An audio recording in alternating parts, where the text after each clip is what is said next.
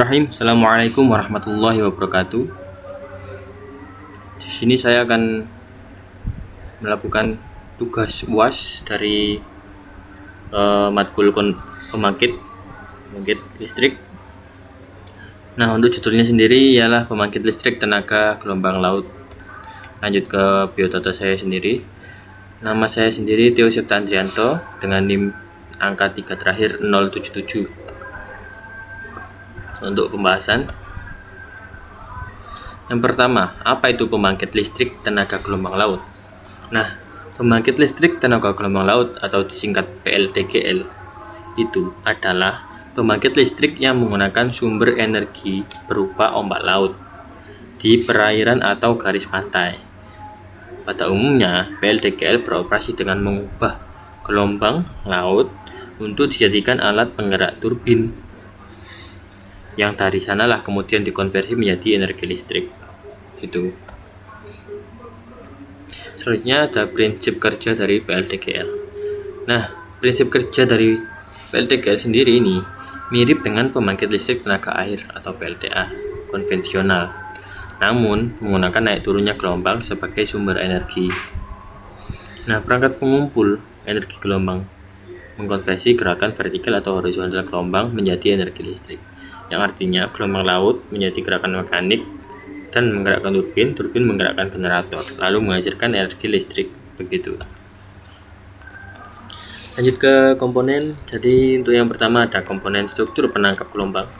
Nah, komponen utama dari sistem PLTGL adalah alat penangkap energi gelombang yang berfungsi untuk menangkap energi kinetik dan potensial dari gelombang laut. Yang kedua ada turbin air. Nah, naik turunnya air laut menyebabkan udara dalam ruang kolom berosilasi dan menggerakkan turbin Wells yang kemudian menggerakkan generator. Ini terkhusus untuk PLTGL yang OWC. Lanjut, untuk komponen ketiga ada generator listrik. Nah, generator berfungsi untuk mengubah energi mekanik dari turbin menjadi energi listrik yang dapat disalurkan ke jaringan listrik atau sistem penyimpanan. Lanjut, untuk komponen yang keempat ada sistem penyimpanan dan distribusi listrik. Untuk penyimpanan sendiri itu energi dihasilkan dari generator disalurkan ke sistem penyimpanan sebelum didistribusikan ke beban. Lanjut ke sistem transmisi, energi dari gerakan gelombang ditransfer ke sistem mekanik atau hidrolik yang menggerakkan turbin atau generator melalui sistem poros atau fluida bertekanan. Lanjut untuk klasifikasinya. Nah, WEC atau Wave Energy Converter atau energi gelombang laut dapat diklasifikasikan secara geometris sebagai 1. Absorber titik atau point absorber. Yang kedua ada attenuator, yang ketiga ada OWC atau oscillating water column. Yang pertama ada point absorber. Nah, point absorber sendiri itu menangkap energi dari satu titik. Nah, bentuknya itu biasanya pelampung vertikal. Yang kedua ada attenuator. Nah, bentuknya itu alat panjang sejajar permukaan laut yang mengikuti arah gelombang. Yang ketiga ada OWC, oscillating water column. Gelombang laut masuk ke ruang udara dan menekan kolom udara naik turun. Udara yang bergerak ini memutar turbin Wells yang terhubung ke generator. Untuk lebih lengkapnya akan saya jelaskan di slide berikutnya. Nah, untuk yang pertama ada point absorber. Bentuk dari point absorber sendiri ada dua jenis. Di dalamnya itu ada dua. Yang pertama ada floater.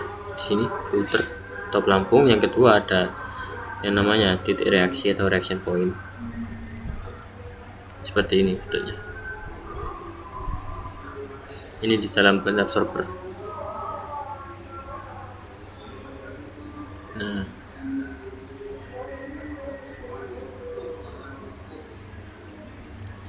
seperti itu. Lanjut langsung yang kedua ada attenuator. Nah, attenuator sendiri sama seperti point absorber. Yang beda itu bentuknya point absorber itu vertikal. Nah, ini horizontal gitu. Untuk prinsip kerjanya sendiri, attenuator itu didasarkan pada struktur panjang bersegmen yang mengapung sejajar arah gelombang.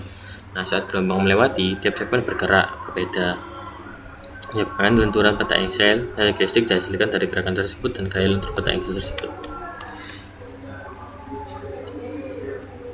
Lanjut yang ketiga ada OWC.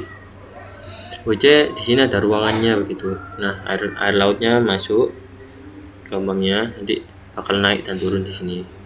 Nah, dikarenakan naik dan turun, maka pasti ada angin yang keluar dari situ. Makanya prinsip kerja OWC sendiri itu memanfaatkan naik turunnya kolom air dalam ruang tertutup akibat gelombang. Nah, pergerakan ini menekan dan menghisap udara melalui turbin Wells yang berputar searah dalam aliran dua arah yang menghasilkan aliran listrik secara terus-menerus. Begitu. Selanjutnya untuk keuntungan PLTGL, yang pertama sumbernya itu konstan. Gelombang laut ada hampir sepanjang tahun. Jadi sumbernya itu gelombang laut ya pasti ada gitu. Kedua, energinya padat atau density-nya tinggi. Daya persatuan luas lebih besar dari angin atau surya. Ketika ramah lingkungan, soalnya ya gelombang laut tidak ada emisi gas atau rumah kaca gitu. Yang keempat, potensial di wilayah kepulauan seperti Indonesia. Seperti yang kita ketahui, di Indonesia itu banyak sekali pulau, jadi ya pantainya banyak, cocok untuk PLTGL. Lanjut ke kerugian, yang pertama untuk efisiensinya masih rendah. Nah, makanya daya listrik yang dihasilkan itu masih tergolong kecil.